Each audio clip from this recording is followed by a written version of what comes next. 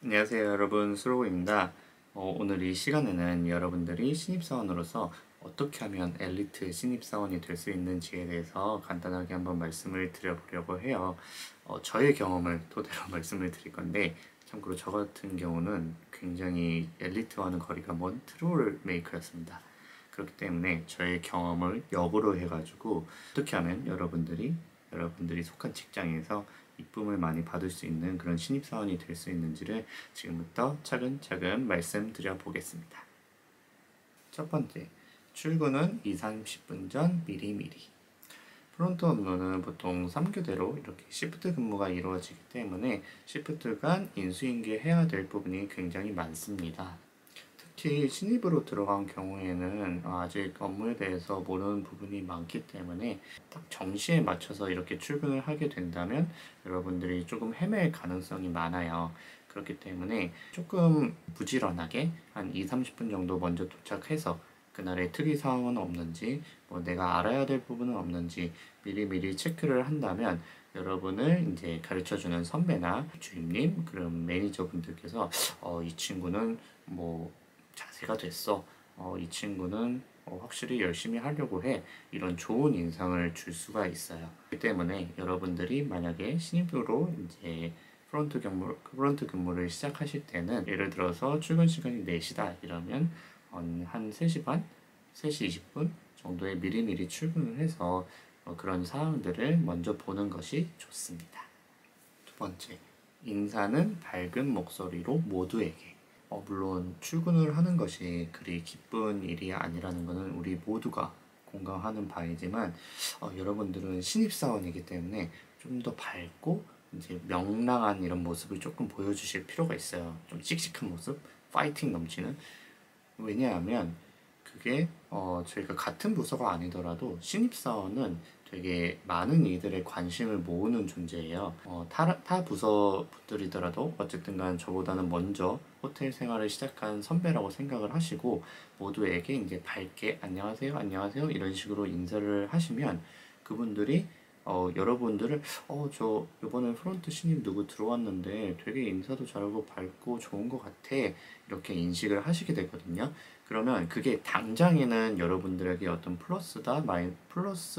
마이너스는 절대 아니고 플러스다 이렇게 생각할 만큼 효과가 바로 나타나진 않는데, 나중에 시간이 지나서 이제 부서 간의 업무를 할 때 여러분들에 대한 인식 자체가 초반에 워낙에 좋았기 때문에 나중에도 알게 모르게 거기에 대해서 도움을 받을 수가 있어요. 저는 못했습니다. 참고로 저는 진짜 제 과거를 돌아보건대 반성합니다. 갑자기 반성하게 되지만 어쨌든간 여러분들은 저처럼 그러지 마시고 신입 프론트 사원으로 들어가셨을 때 모두에게 인사를 하신다면 굉장히 큰 도움이 될 거예요. 사실 인사를 하는데 돈이 들거나 내가 힘든 건 아니잖아요. 초반뿐만이 아니라 나중에도 인사를 잘 하시는 거는 저는 좋은 습관이라고 생각을 해서 신입사원 때부터 그런 버릇을 조금 들여놓으시면 저는 좋을 것 같다고 생각을 합니다. 세 번째, 노트 필기는 필수. 신입사원 때는 여러분들이 모르는 것 투성이이기 때문에 꼭 노트를 지참하고 선배분들이 알려주시는 것을 노트 필기를 해야 합니다. 노트 필기를 할 때는 단순히 이제 암기를 하는 식이 아니라 먼저 선배들이 알려준 것을 이제 다 받아 적고 자신의 언어로 다시 리프레이징 한 다음에 거기다 적어 놓는 것이 중요해요. 이런 과정을 거치지 않게 되면 첫 번째로는 자기가 무엇을 적었는지 알아볼 수가 없고, 두 번째로는 단순 암기로 끝날 확률이 높아요. 이러면 어떤 현상이 일어나냐면 여러분들이 그걸 응용을 못 합니다. 이거는 정말 중요하기 때문에 제가 신입사원분들 들어올 때마다 강조하는 말이거든요. 꼭 1 더하기 1은 2로 이런 식으로 암기를 하지 말고 자신의 언어로 리프레이징을 해라. 자신의 언어로 이해될 때까지 물어봐라. 만약에 그 사람이 모르면 그거를 아는 원류를 찾아가서 물어봐라. 예를 들어서 어떤 재경부의 일이라고 하면 사실 그 선배보다는 재경부에 담당하시는 담당자분이 그 부분에 대해서 훨씬 더 잘 알고 있거든요. 그래서 만약에 이제 여러분들이 신입사원인데 얼마 되지 않아서 그 담당자를 찾아가서 저 이거 잘 모르겠습니다 알려주세요 하면 그 담당자분들이 절대 싫어하지 않으세요. 그 담당자분들은 이번 신입은 알려고 노력하고 기특하다 이런 생각을 하시기 때문에 꼭 제가 한 말 잊지 마시고 노트 필기 꼼꼼히 하시고 그리고 자신의 언어로 이해될 때까지 습득하는 그런 과정이 꼭꼭꼭 필요합니다. 네 번째, 복습은 선택이 아닌 필수. 저도 마찬가지지만 여러분들이 가장 크게 착각하시는 부분이 하나가 있어요. 그게 뭐냐면 여러분들은 여러분들이 생각하는 만큼 똑똑하지 않습니다. 그렇기 때문에 꼭 복습을 해야 돼요. 저도 마찬가지고요. 네, 저도 신입사원 때는 굉장히 많은 복습을 했습니다. 이 복습 과정을 거치지 않으면 어떤 불상사가 일어나냐면 여러분들이 똑같은 거를 똑같이 실수를 하는 거를 무한반복하게 돼요. 무한반복. 정말. 이게 한두 번 이러시는 게 아니라 한 5번, 10번을 똑같은 실수를 합니다. 복습을 하지 않게 되면. 제가 여태까지 호텔 생활하면서 이거를 회사에 남아서 한 친구를 한 명 봤어요.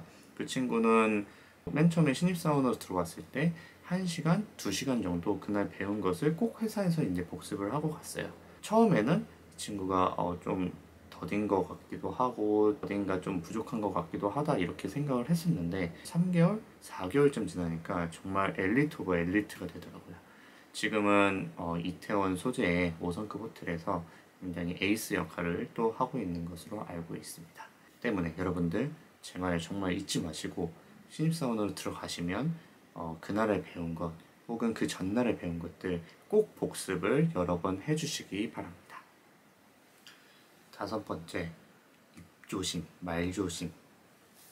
우리나라 속담에 이런 말이 있죠. 낱말은 새가 듣고 반말은 쥐가 듣는다. 신입사원분들은 특히나 이 말을 되새길 필요가 있습니다. 물론 여러분들은 원하지 않겠지만 여러분들은 제가 앞서 말씀드렸다시피 신입사원이고 신입사원이라는 존재는 굉장히 다른 사람들의 이목을 집중시키는 그런 존재예요.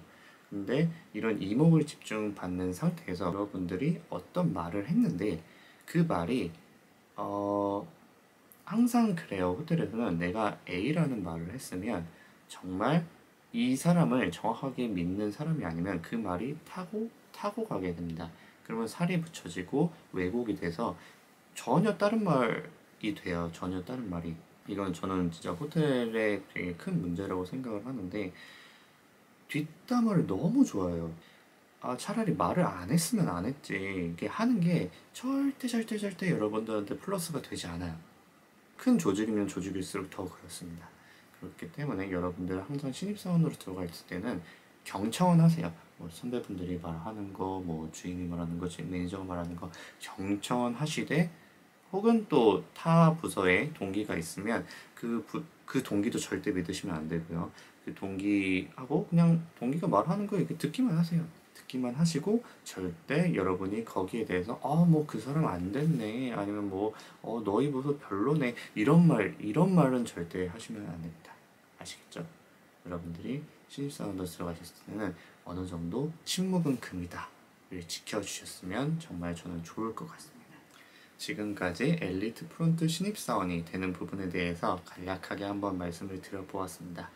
이 밖에도 굉장히 많은 요소가 있지만 제가 말씀드린 이런 5가지 부분에 대해서만 잘 지켜주신다고 해도 여러분들이 어떤 호텔을 가든지 굉장히 사랑받는 그런 신입사원이 될 수 있을 거예요. 그리고 제 채널이 제가 얼마 전에 확인하긴 했었는데 드디어 100명 구독자가 넘었어요. 정말 뭐 제 지인분들도 계시지만 정말 구독자분들 너무 감사드리고 앞으로도 제가 아는 한에서 굉장히 많은 정보들을 여러분들에게 전달 드리려고 노력할 테니까요. 항상 지켜봐 주시고 보시면 구독, 좋아요 항상 눌러주시면 감사하겠습니다. 그럼 다음 시간에 또 뵙겠습니다. 긴 영상 시청해 주셔서 정말 감사합니다.